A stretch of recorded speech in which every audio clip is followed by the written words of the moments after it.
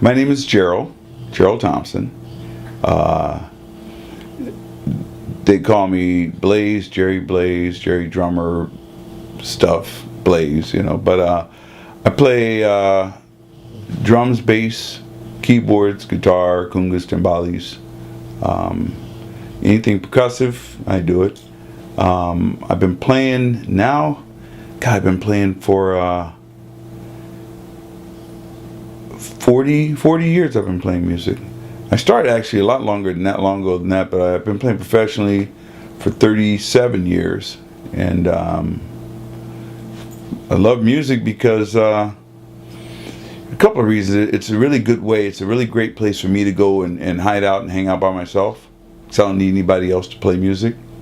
And but it's also very expressive. It's a gift that I have that if I don't express it, it kind of builds up inside. So I love it because it's a great outlet. It's a great way to get inside of me out. My favorite artist, that's the easy question. Anybody who knows me knows Jimi Hendrix is my favorite artist because he's an artist. He was an artist. And again, everything from the inside just came out, and it came out really, really real. What influences me? People being true to their art.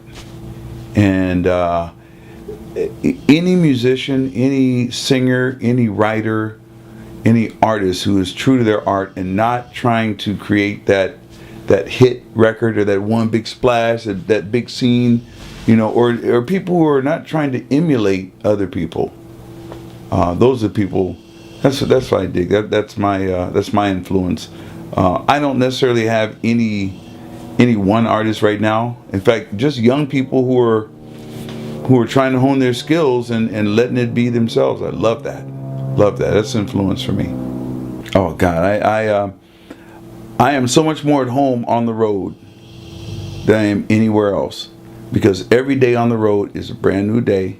Every day are new people, new as we were talking about earlier, new influences, new art to absorb. Another day and it's just brand new, fresh, and you're in a different place.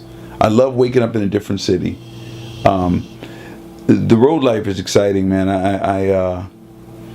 I just love seeing, meeting, and being with people that I don't know, and they don't have to be around me long enough to get to know me, so I can just be me, whoever I am that day. I love the road life because you can be anything you want, be whoever you are, and it's free. I love making music. I love the spontaneity of music. So I love being somewhere where it's different, where whatever I'm playing today, they've never heard, they've never touched, never felt, and they make it their own opinion. So I love being on the road. I love being away. I miss some people, but their energy is everywhere. So I got them with me all the time. I love being on the road. Tons of fun. Motown Records, believe it or not. Of all record companies, everybody, people will tell you about Motown Records. Well, I'm a young kid coming out of LA, and I got offered an opportunity to write songs, to be an artist, and to produce records for Motown. And part of it was to be a songwriter, so you had a songwriter's contract. Signed the songwriter's contract. Is really good. They told me they would give me $800 a month to write songs. I only had to write 2 songs, and I laughed at these guys. I said, you gotta be kidding. They want me to write 2 songs a month? Dude, I can write 2 songs in a day. I'll sign the contract, no problem. So I signed this contract, and they give me money, and I write songs. And every month I turn them in a couple songs, lyrics, melodies, just great songs. And about 6-7 months down the line, I find one of these other guys who's got a songwriter's contract. He's making like 4 times as much money a month than I'm making. I'm like, well, why is this? He has no time. Why is this dude getting paid like this?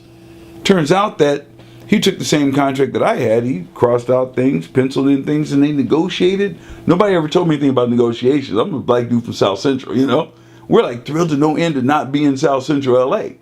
And this little dude's getting $3,200 a month to write songs. His songs were shitty. He was awful. I turn around, my songs are playing on TV shows coming out of, going in a commercial with the Lakers in Boston. They're playing my music,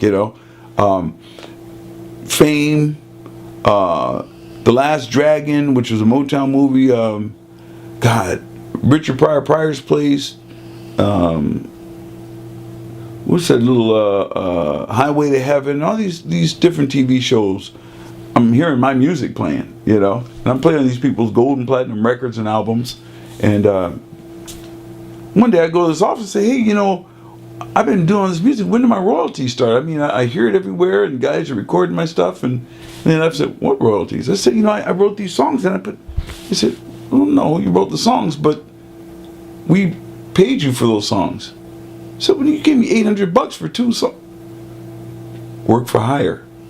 I signed my life away, you know, for 800 measly bucks a month, and these guys are making hundreds of thousands of dollars off of songs. I just had another song about 3 years ago, a song reverted back to my ownership, and it was funny because I finally got my first royalty check on one of these songs I wrote way back then.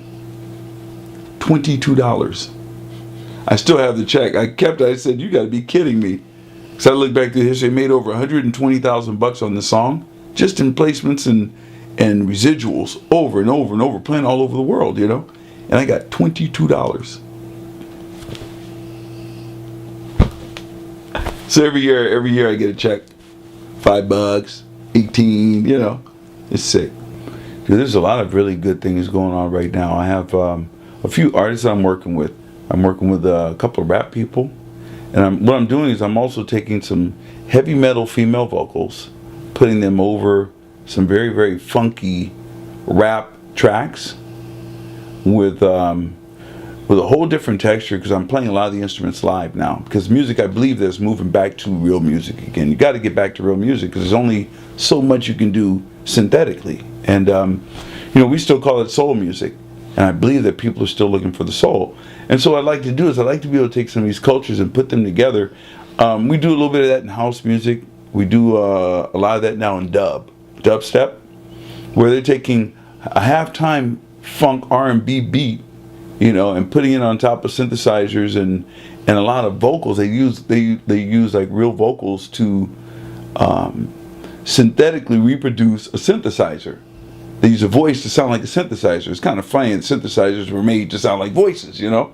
But it's kind of going back to this this roots deal.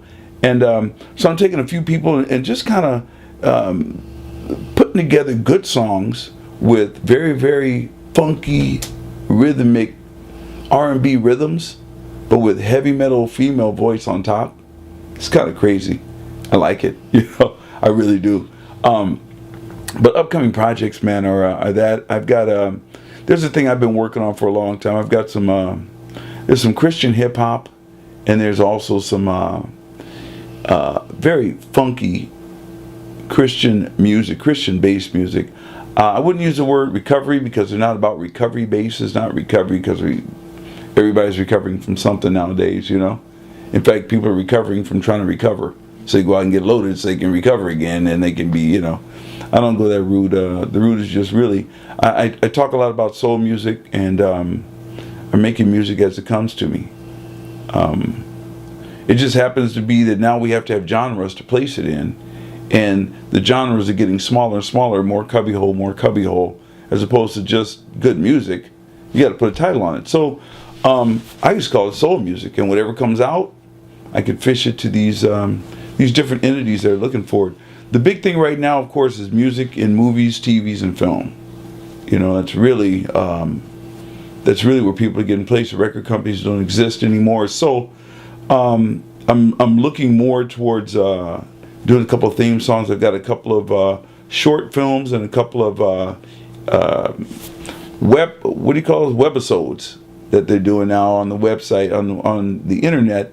You've got, you know, regular soap operas almost. And one of which I'm doing the music for, and it's exciting. It's exciting. It's you know, just making a theme and making it work with the characters. It's exciting. Things I like to say about the music business, or about music in general. The one thing that I would always hope for from people is that they would allow music, the art of music, the gift of music, you know. We guys who make music, we have a gift. We've been given a gift. And what we do with that gift is our gift back to God.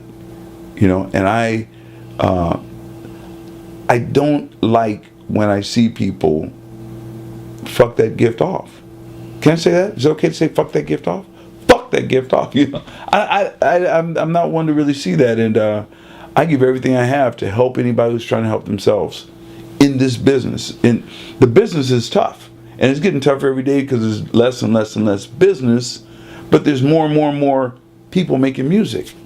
So the people who have a gift who are after this stuff have to not only fight the business, but they also have to fight these other entities that are taking their space, and it makes it real difficult. Makes it real difficult for guys who really work at it. So you know, my job is just to help educate, help anybody get to where it is they're trying to get to. Because I have gifts, and my gift is giving it back. I don't know. That doesn't make sense to a lot of people. It won't make sense to, but it makes sense to me. You know, I'm up for anybody who's working at the craft. You know, people come in and masquerade. Good luck, but you know, I still feel bad because they're taking somebody's space who's working at it.